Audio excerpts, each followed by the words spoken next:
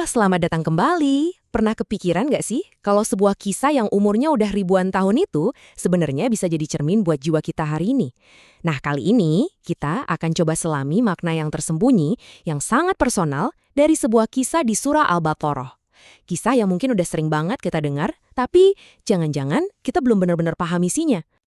Nah, pertanyaan ini dia intinya. Kita akan lihat bareng-bareng gimana cerita ini tuh bukan cuma soal sejarah masa lalu, tapi juga soal peta jiwa kita di masa sekarang. Kita akan bongkar dua cara membacanya. Yang satu secara harfiah, dan yang satu lagi jauh lebih dalam, tentang apa yang terjadi di dalam diri kita. Ini dia kuncinya. Pembahasan kita kali ini dibangun di atas dua lapisan makna ini. Ada syariat, yaitu kisah luarnya, cerita tentang kejadian sejarah. Terus ada hakikat, kebenaran batinnya, yang ternyata ini adalah cerita tentang perjalanan jiwa kita masing-masing. Kalau kita bisa paham keduanya, wah, ini bakal membuka perspektif yang benar-benar baru. Oke, kita mulai dulu dari cerita yang paling kita kenal ya, yaitu lapisan syariatnya. Sebelum nanti kita kupas tuntas dimensi batinnya, si hakikat ini. Coba kita mundur sejenak ke masa lalu, bayangin kita ada di padang pasir yang luas. Kita lihat dulu kisah lahiriahnya. Fokus ke apa sih yang dilakukan Bani Israel waktu Nabi Musa pergi untuk menerima wahyu. Nah, dari ayat ini cerita luarnya jelas banget kan. Nabi Musa naik ke gunung selama 40 malam buat menerima wahyu dari Tuhan. Pas ditinggal sebentar, kaumnya malah berbelok arah. Mereka bikin patung anak sapi dari emas dan menyembahnya. Oke, itu tadi cerita luarnya. Sekarang, bagian yang paling serunya. Mari kita putar cerminnya ke dalam diri kita sendiri. Karena disinilah drama kuno ini jadi relevan banget buat kita hari ini. Yuk kita selami makna batinnya.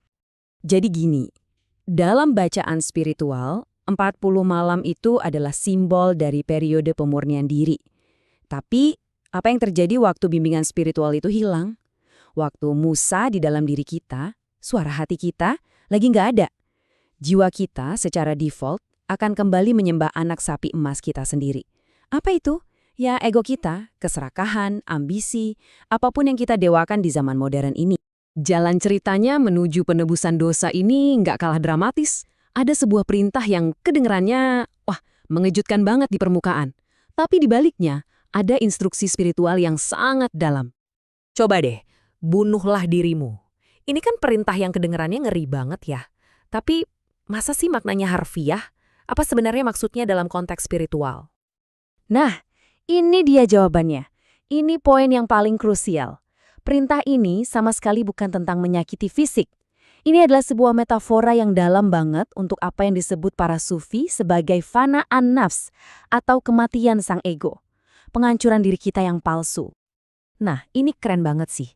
Ini nunjukin kalau taubat sejati itu bukan cuma sekedar ngucap maaf, tapi ini adalah sebuah proses transformasi batin yang punya 3 langkah. Kenali berhala di dalam dirimu, lepaskan cengkeramannya, dan kembali fokus pada Tuhan. Perjalanannya belum selesai loh. Setelah insiden penyembahan berhala itu, kaum Bani Israel malah bikin tuntutan yang lebih nekat lagi. Sebuah permintaan yang akhirnya bakal ngasih mereka pelajaran yang luar biasa mengejutkan. Coba bayangin deh, mereka minta bukti fisik. Mereka bilang kami nggak akan percaya sebelum kami lihat Tuhan pakai mata kepala kami sendiri. Tentu saja permintaan untuk melihat zat yang tak terbatas dengan mata yang terbatas ini, responsnya adalah sebuah kejutan spiritual. Jeder, sebuah sambaran halilintar. Penting banget buat kita pahami, ini bukan cuma sekedar hukuman. Ini lebih kayak pelajaran fisika spiritual. Halilintar itu simbol dari kekuatan realitas ilahi yang luar biasa dahsyat. Ibaratnya kayak kita mau nyolokin bohlam kecil langsung ke gardu induk PLN. Ya jelas korslet, ancur. Kesadaran yang belum siap juga bakal ancur kalau dipaksa. Nah, dari kisah ini kita diajarin sebuah perbedaan yang sangat penting. Kita nggak bisa melihat yang tak terbatas dengan penglihatan fisik yang terbatas. Tuhan hanya bisa dilihat atau lebih tepatnya dirasakan dengan penglihatan batin, dengan mata hati atau basyirah. Oke, kita sampai di bagian terakhir dari perjalanan kita. Dan di sini ada salah satu metafora yang paling kuat dan paling indah dalam keseluruhan cerita ini. Transformasi batu yang keras menjadi air yang menghidupkan. Dalam tafsir spiritualnya, batu di cerita ini adalah simbol untuk hati manusia. Hati yang udah mengeras karena ego, karena kelalaian, karena terlalu sibuk dengan dunia.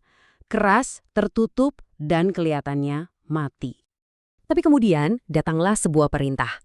Tongkat Nabi Musa yang jadi simbol bimbingan spiritual disuruh untuk memukul batu itu. Dan sesuatu yang ajaib pun terjadi. Langsung memancar 12 mata air. Angka 12 ini seringkali jadi simbol kelengkapan. Ini seakan-akan mau bilang kalau semua jalur pengetahuan spiritual, intuisi, kasih sayang, kebijaksanaan yang tadinya tersumbat, kini bisa meluap deras dari hati yang sudah disentuh oleh cahaya ilahi. Dan ini dia kesimpulan utamanya, pengetahuan sejati, kesadaran sejati, itu bukan cuma latihan intelektual, bukan cuma soal mikir pakai otak, tapi ini adalah soal kebangkitan hati. Jadi, udah jelas kan sekarang? Kisah ini bukan sekedar dongeng kuno. Ini adalah cermin, sebuah peta hidup perjalanan jiwa kita. Dari yang tadinya terkurung ego, menuju kesadaran yang lebih luas. Nah, pertanyaan terakhir, dan yang paling penting, sekarang kembali ke Anda. Kalau ini adalah cermin, perjalanan seperti apa yang ditunjukkannya tentang diri Anda sendiri?